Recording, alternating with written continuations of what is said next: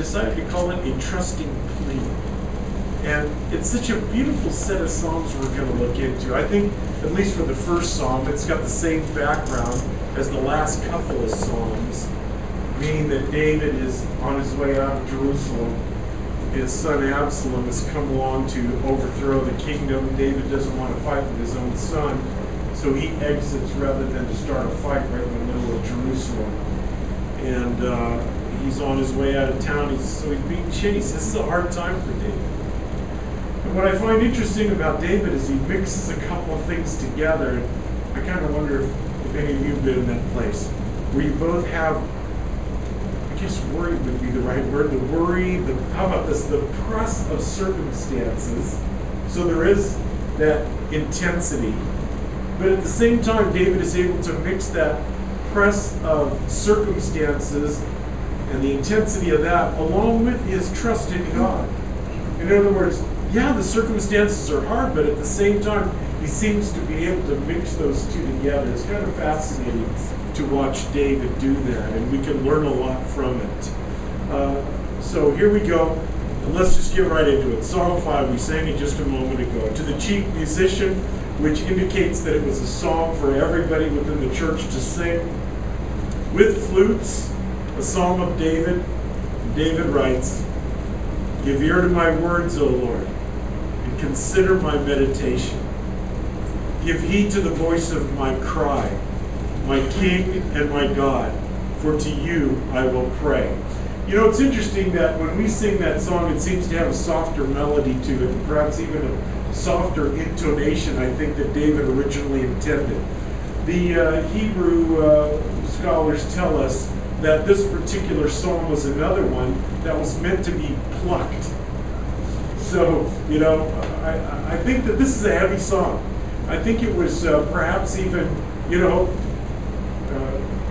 perhaps a little bluesy, you know, da-da-da-da-da, you know, just a plucked thing, you know, Lord, you got to help me, Lord, I'm in trouble, kind of thing.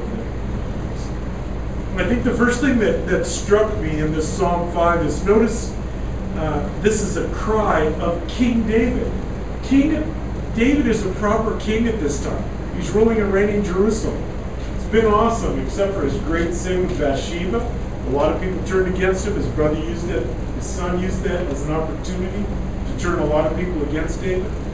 But David's a king, anointed by God, sent there by God. God's received David's repentance, even though some other people have not. But King David is the rightful king of Israel.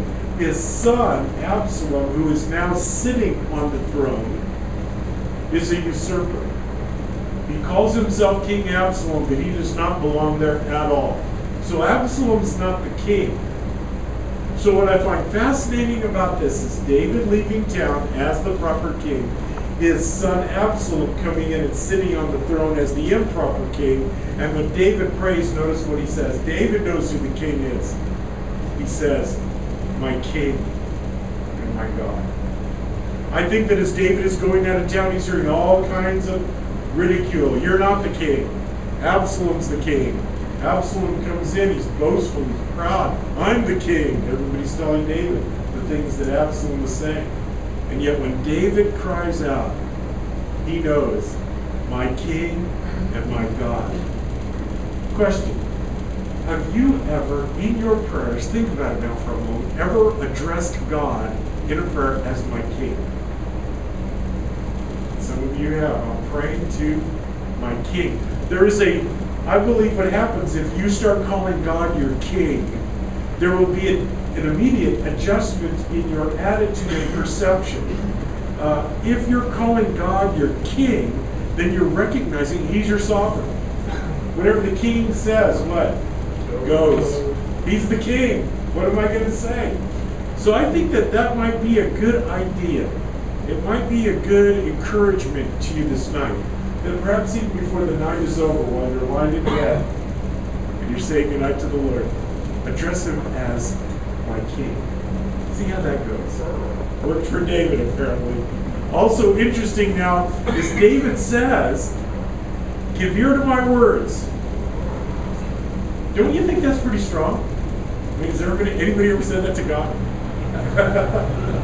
I mean, that's strong.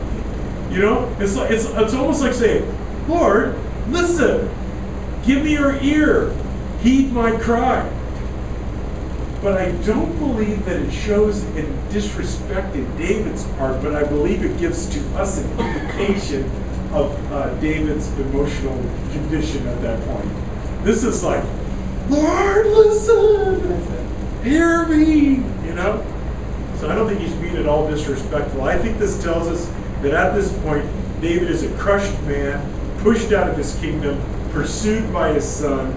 That's pretty heavy, pretty weighty. I think that there's another thing that's happening here to David. And I think that is that David is considering his own past. Do you think so? Do you think sometimes you consider that too in your lives? Oh my gosh, I'm just reaping what I've sown. My crop has come up. And it ain't all pretty, you know? There's weeds in my garden, and unfortunately, I'm the one who planted them there. So I think David is having that as well. I think that's part of his being crushed. And this next term that he uses, which is consider my meditation. All right, stop for a second, because I paused on this. Now, when you're talking about meditations of somebody's heart, you're talking about something that's real deep within you. When you're talking about the meditations of my heart, you're talking about things that you may not share with another living soul. Things that maybe you carry all by yourself. And yet what he's saying right now to God is, he's saying, Lord, I want you to examine the meditations of my heart. What is way down there at the very bottom of my existence that I share with nobody, that nobody else knows. God, come here and get down into that part. What an awesome thing. What a great thing. Because wherever God shows up, he brings light. Because that's who he is. Wherever God shows up, he brings love. Because that's who he is.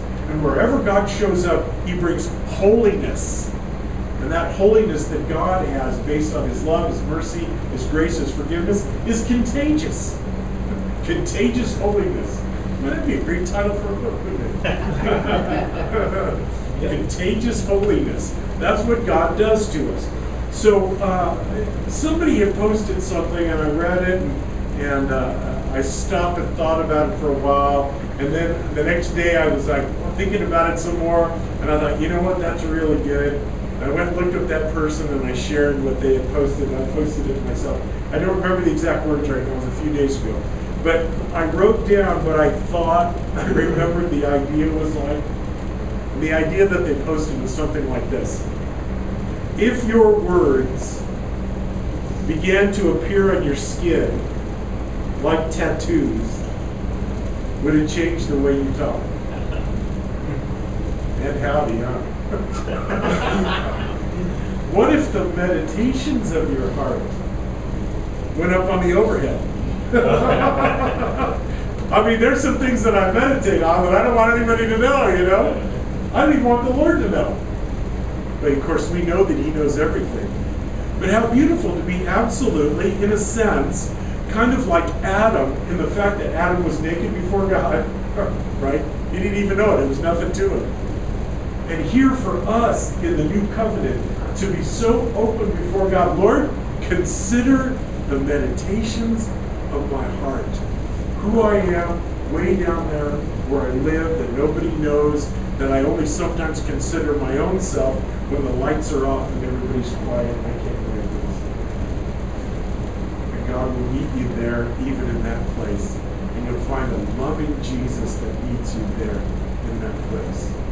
But David's broken, he's crushed, he's not at all afraid to show God exactly where he is. And he says, oh Lord, listen to even my heart. Verse 3 says, my voice you shall hear in the morning.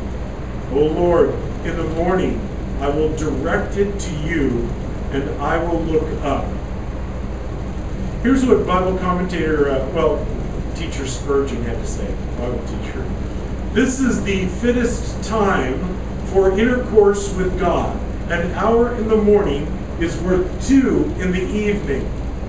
While the dew is upon the grass, let grace drop upon the soul. Nicely put, don't you think? And do you think that's true? You think an hour with the Lord in the morning is worth 2 in the night? After you've had the full crushing weight of the... Maybe you can even get 2 hours, at night. So it says, what do you say to God when you first wake up in the morning? What do you say to him? What's the first thing you say to God in the morning? Do you have a routine? Do you have something that you... Good morning. Good morning. Thank you. Thank you. I like to say good morning, Father. I try to make that my first thought. Just waking up. Good morning, Father. The next thing I try to go to is that the Lord would help me through the day, that it would be His will at the end of the day that's done and not my own. So it's interesting about people. The Bible talks about morning sacrifice, morning prayers as being something that's really good. But I stopped to consider that as well. And there are morning people, and then there are the rest of us. And some people are wide awake, aren't they? And then we've had 5 kids, and a couple of them are morning people, and they ride it with the other ones. Boy, I tell you, do not touch, talk, or look at them until they're awake. I'm afraid I'm one that's like that. Jeannie wakes up right away. I'm like, give me a second, would you, before you say anything. But anyway, tell the Lord good morning. Verse 4. For you are not a God who takes pleasure in wickedness, nor shall evil dwell with you. Okay. For somebody to make a statement like that in the midst of a real hard time, in the midst of a really crushing time, that's an indication that you must know God. Here you are, it looks like all circumstances are against you, and you're crushed beyond belief, and then you make a statement like this. For you are not a God who takes pleasure in wickedness. Aren't I being run out of town? Nor shall evil dwell with you. It's almost like David is saying, okay, all right, let me figure this out. I know God's character. I know how God has been with me. I know His Word. I have records showing what judgments God has made. I recognize what He is like. And in the midst of my crying out, in the midst of my difficulty, I can still say, Lord, do what's right. I know what you do. Do what's right. I trust you to do what you do. Do what's right. I give myself over completely to you. That's somebody who, they did those things back a few years ago in business where, they'd have these little outings where you go out with the management team and you climb a tree together, sing around a campfire, you take turns falling backward, nobody catching you. Well, this is even better than that. That through your life, you could spend time with the Lord. You can climb a tree together, you can fall back and nobody will catch you. David seems to have that same kind of attitude. You know where else I thought to myself that I pray, verse 4? Lord, you're not a God who takes pleasure in wickedness, nor shall evil dwell with you. Guess what? Every time I look at the news. Come on, is that your prayer? It's like, come on, Lord. One thing about this song here is it reminds you and it reminds me that we are in a war zone. Heaven is our home, but guess what? We're not home yet. And if anything, I'm going to trust God because He looks at me, He looks at us, His kids, as dwelling or living currently within an occupied territory. And He knows we're living in a war zone. Verse 5, the boastful shall not stand in your sight. You hate all the workers of iniquity. He knows that Absalom is in big trouble, and he knows that Absalom's reign will not last. Same thing that you can know about people who do evil in the world. Their reign will not last. It says here, you shall destroy those who speak falsehood. The Lord abhors the bloodthirsty and the deceitful man. But as for me, I will come to your house in the multitude of your mercies. In fear of you, I will worship towards your holy temple. A couple of other interesting things here. One is that at this point, the temple is not built. So when David says, I will worship towards your holy temple, his thought is heaven and not the physical temple here on earth. Isn't that cool? He knows where to direct his prayers to God. David also knows that he's sinful. He's capable of sin. He knows he's fallen. He's in his 50s here at this point, late 50s probably. And he's well, okay, I think David is saying this. Lord, I've booked my ticket to your presence, and I'll be arriving via Mercy Airlines. That's how Mercy Airlines coming in for a landing, because he knows there's no other place. There's no other place for any of us other than to call out in God's mercy.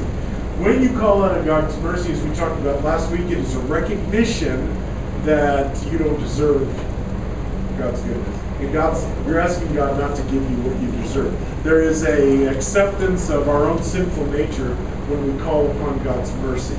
Here's the thing. Anytime that Paul the Apostle speaks of pastors in the New Testament, he always asks that God would grant them mercy. So if you're going to pray for me at any juncture, as the Lord leads you, ask God to give me mercy. That's really what I want. Here's what I know. It's not possible to draw close to God in prayer or in His presence and not be aware, first of all, of His holiness, and then secondly, of our own sinfulness. That's going to happen. The closer you get to God, the more you'll be aware of His holiness and of our sinfulness. Here's what Bible commentator Boyce had to say. This is a good way to measure how well you are praying and whether, as you pray, you are drawing close to God or are merely mouthing words. If you are drawing close to God, you will become increasingly sensitive to sin, which is inevitable since the God you are approaching is a holy God. Does that explain some things? That sometimes it seems like I'm sinning less, and yet sometimes I feel more sinful. Huh? Yeah. It raises the bar. It's like He lets me see more of His holiness. And that light of His holiness shows a light upon my sinfulness. Sinning less, feeling like I'm more sinful. Yet I know I'm not as I look back and consider my life. Verse 8, lead me, O Lord, in your righteousness because of my enemies. Make your way straight before my face. It's almost like you say, Lord, I have enemies, I have troubles. I don't need troubles with you. In fact, I need to be right with you. So, Lord, in the midst of all my enemies and all my troubles, let's do this, Lord. Please make sure that I am correct, I am right with you, because that's what's most important to me. David's writing sometimes comes across to me as being fast and furious. Like he wrote it in a hurry, and he was just like, oh, those enemies, get those enemies. And Lord, let me be holy before you. Let me count on your mercies, It just seems to fly to me. Yet there's nothing, as I look back at it and study it, that's at all haphazard about it one bit. It's obvious that the Holy Spirit is directing David's pen as he writes. And each one of these things, whether you look at them fast or you look at them slow, or you take sentences or you take one word at a time, it all seems to fit so perfectly. Verse 9, for there is no faithfulness in their mouth. Their inward part is destruction. Their throat is an open tomb. They flatter with their tongue. It's almost like Jesus speaking to the Pharisees in verse 9, isn't it? If you're familiar with the Gospels. But I would say verse 9 is something we need to adopt this view in this sense. We look at some folks in life and we think, boy, they got it together. They got it together. They just seem all happy and they're dancing and scoring touchdowns and making gold records and sticking out their tongues at everybody else and doing all kinds of weird things. They just seem to have it together. How does that work? How is it that they're doing right? And what we find out here is a correct perspective. There are two perspectives. You can look at things in the temporary here and now, or you can judge things as God does in the eternal perspective. And once you do that, you go, poor thing. Yeah. Poor thing, that crash is gonna hurt. Verse 10. Pronounce them guilty, O God. Let them fall by their own counsels. Cast them out in the multitude of their transgressions, for they have rebelled against you. Notice what David says. Well, I'll tell you what David doesn't say. He doesn't say, Lord, they have rebelled against me. Look what they're doing to me. As we sometimes like to do, pull out that little violin and just go to town. Nobody knows the trouble I've seen. But David, whose reputation is he worried about? My king and my God. David knows also this. I don't think David wants to definitely look. If you read the accounts, the last thing on his list is to condemn Absalom, right? Yeah. Right. How does he feel about Absalom? Oh, Absalom, Absalom, my son Absalom. That's all he can get out of his mouth. Yeah, and he cries and he weeps. Right. Yet when he's saying this, what I believe is happening is he's looking at the ultimate end of sin, but David himself has sinned. So I would say, this is what I understand, David knows that God loves rebels. Who knows about the rebels? Oh yeah, wait a minute. I'm looking at a room full of rebels here. Being taught by a rebel. God loves rebels. And David knows that at any moment, I mean, don't we know this? At any moment, a rebel can about face. And what will God do? He'll forgive them. Just like, who did that, and it doesn't seem to surprise, who's that prophet that was Jonah? Yeah. Jonah is sitting on the hill opposite Nineveh, where he had just gone through and said, how many days to destruction, 40 days to destruction, you bunch of Ninevites, Cretans. There were Cretans there. So he goes and sits down on the hill opposite the city with his popcorn and his Coke Zero. And he's eating his popcorn and he's waiting. Countdown to destruction. This is going to be good. I'm situated just right. This is going to be great. 4, 3, 2, 1. And nothing happened. And you know what his next words are? I knew you'd forgive them. You're so merciful. You're so long-suffering. You see, God would have it that no one would perish. Isn't that awesome to know about God? That's who he is. But that everybody would come to repentance. That's who our God is. But let all those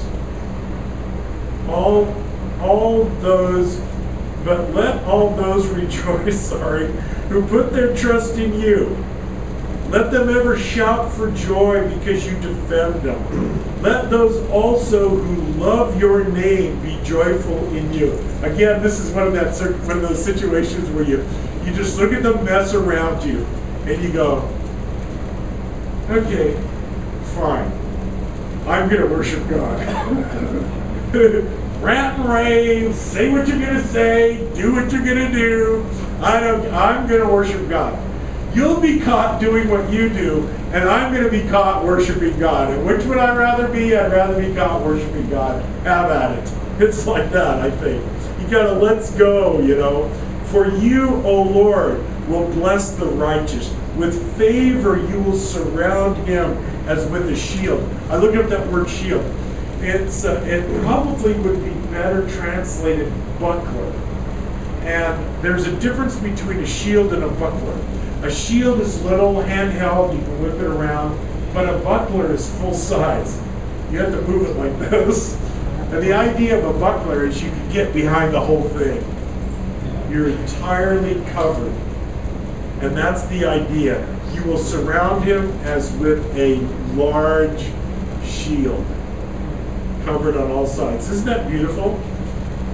So that let me tell you what, Psalm 5 is a good friend. Mark it down as a good friend. You may have to come back here again. That's how life is in the battlefield, you know.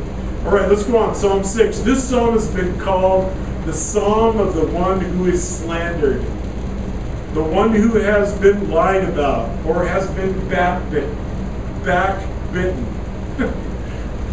Easy for me to say. This is also a penitential psalm. Penitence. Also, the word repentance comes from penitential.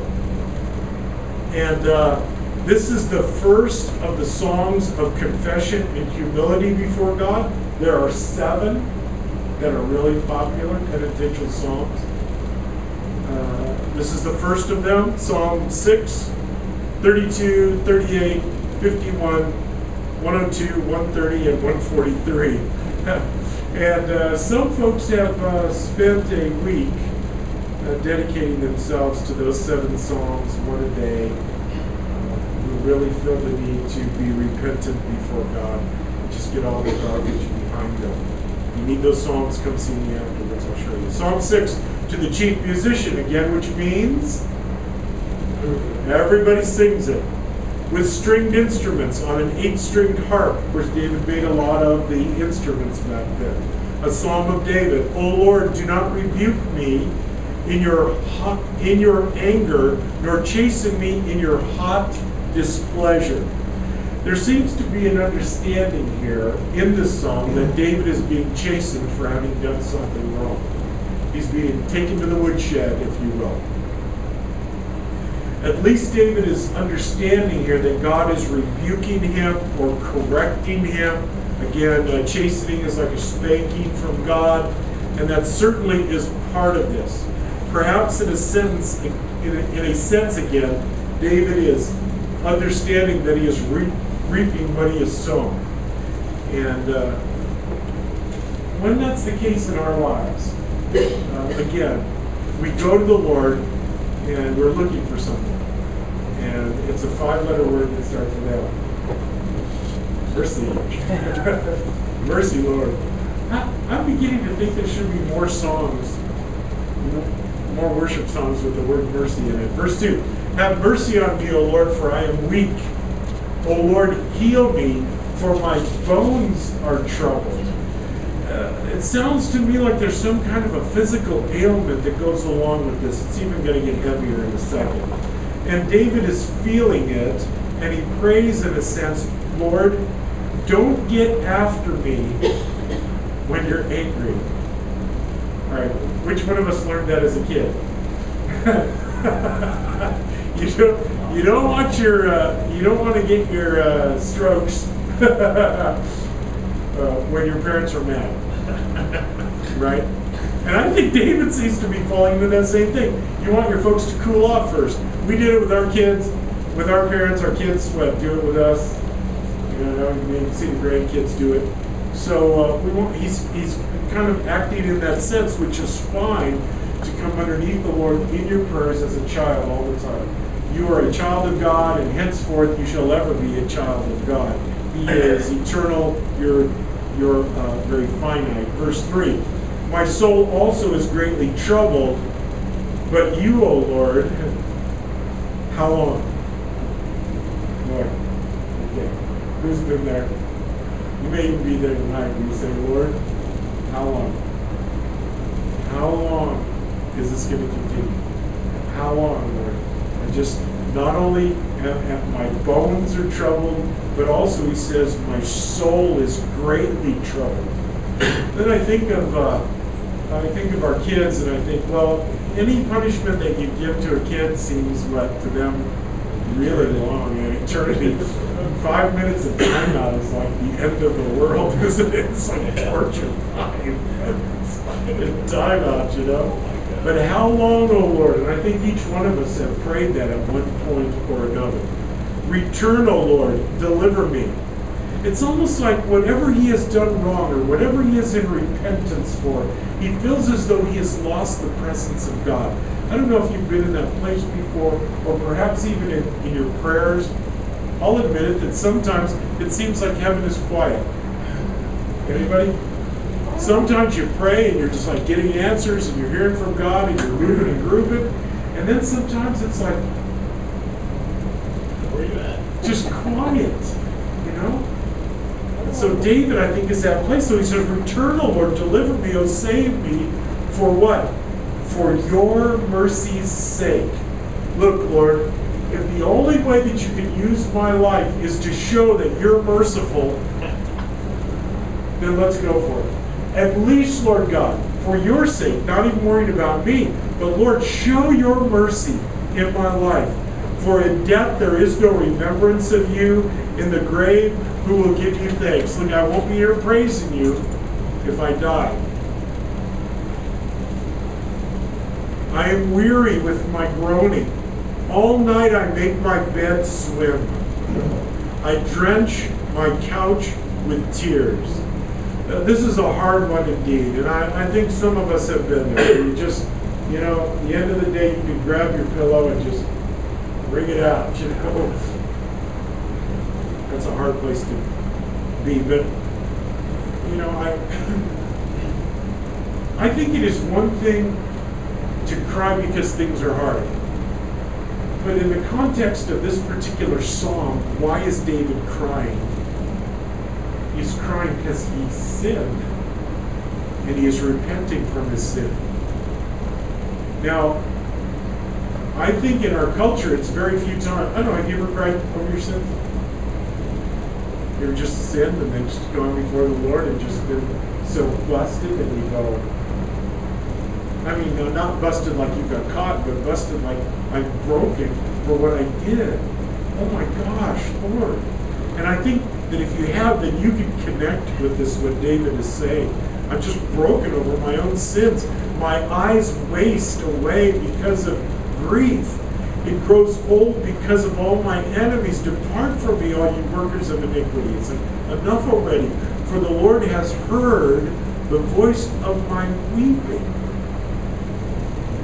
It's at this point in this psalm that a light seems to go on, like a light switch has gone off. And David almost moves from one place to another. And I don't know if you've had that experience, where all of a sudden a light goes on.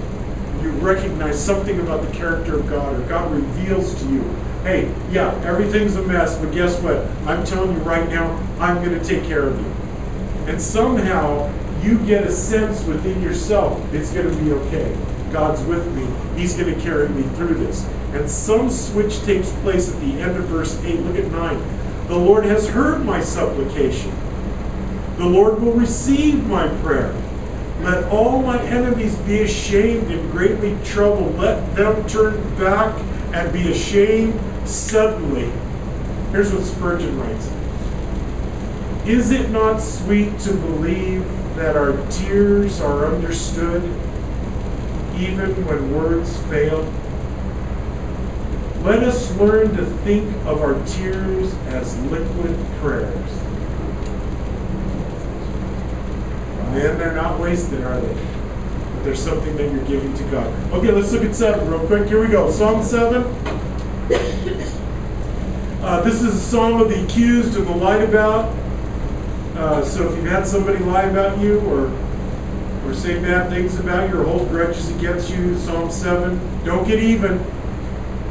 Go to Psalm 7. I wish that rhymed. Here we go. Psalm 7, a meditation of David, which he sang to the Lord concerning the words of Cush. That stinker. Cush, a Benjamite. Okay, this one believes in this psalm, and the thought is that we're going back to before David actually took palace as king. And Saul is still alive, and Saul is chasing David. You guys remember that? Okay, good. And Saul is chasing David. Saul was from the tribe of the Benjamites. And so it's even thought that Cush here, which refers to darkness, could actually be a reference to Saul himself. That's the thought here. Okay. He says, O Lord my God, in you I put my trust. Save me from all those who persecute me and deliver me, lest they tear me like a lion, rending me in pieces while there is none to deliver. So this is a fierce attack against David, which indeed Saul did mount a tremendously fierce attack against David, both verbally and physically. And so David is saying, there's nobody to help me, and so Lord, you must save me. And if you've been attacked, you know that even a verbal attack you can feel physical pain over a verbal attack. O Lord my God, if I have done this, if there is iniquity in my hands, in other words, here's what David's doing while he's being accused. He throws himself on the mercy of the court of God. If I have repaid evil to him who was at peace with me, doesn't he sound a little bit like Joker? Or have plundered my enemy without cause, let my enemy pursue me and overtake me. If I'm at fault, bring it on, he's saying.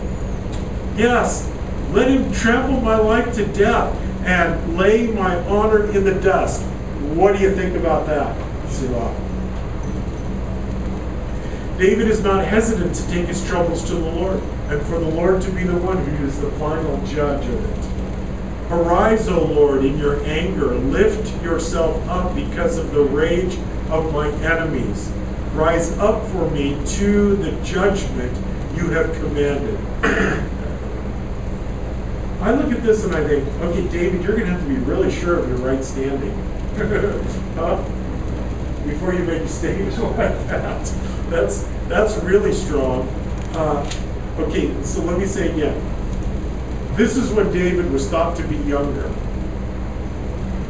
And as David matures, he becomes less and less sure about his own standing, more and more relies upon the mercy of God. You know what I mean?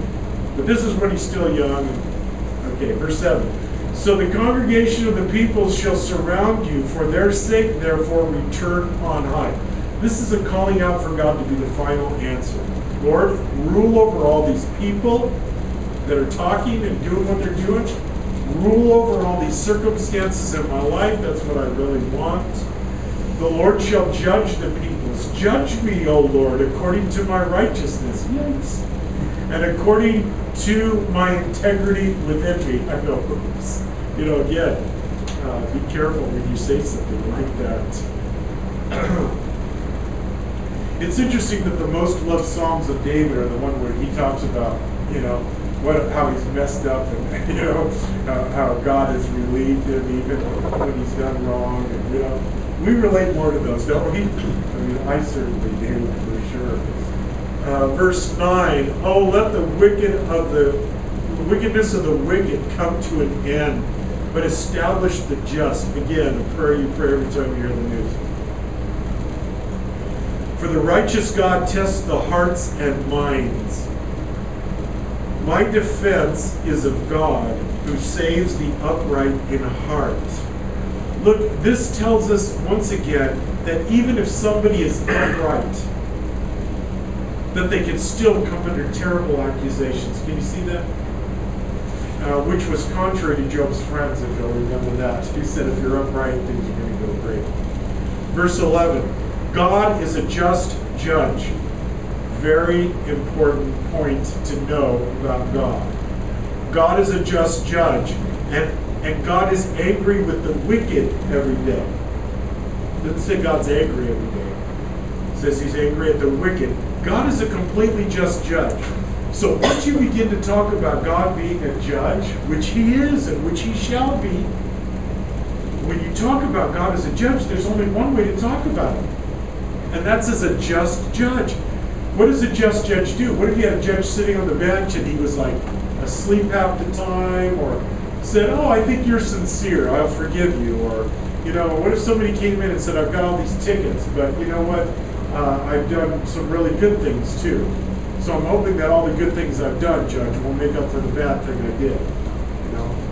If that judge said, yeah, sure, I'll let you off, everybody would say, that's an unjust judge. That judge is unjust.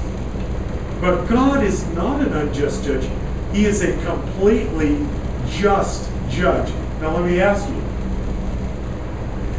how would you feel about, just on your own track record alone of your life, having to stand before a completely just judge and be judged just based on yourself? How would you do? How would anybody do? Aha. So what do we need? We need Jesus. A defense counsel who steps in and says, hey, Father, every unjust thing that you're going to charge Paul with, I'll pay for. Look, no man could write the gospel. No man would write the gospel. This is God's plan of salvation. It's not your plan. It's not my plan. It's not something I thought of. It's God's who thought this plan up, and I love it. Jesus, our Savior, bore in himself the penalties of our injustices. It says here, if he does not turn back, he will sharpen his sword. If there's no repentance by the one who is slandering wrong, then God will sharpen his sword and bend his bow and make it ready. I want you to notice something about verse 12. Verse 12 talks about the patience of God.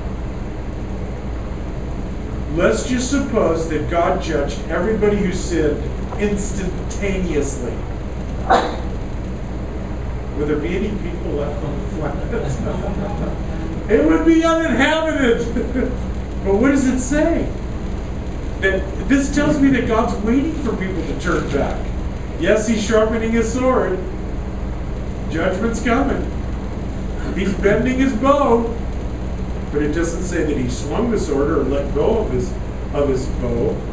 That if that starts the first word of verse 12 is an important if. It's a big if. Here's what Bible commentator Horn said. The wrath of God may be slow, but it is always sure.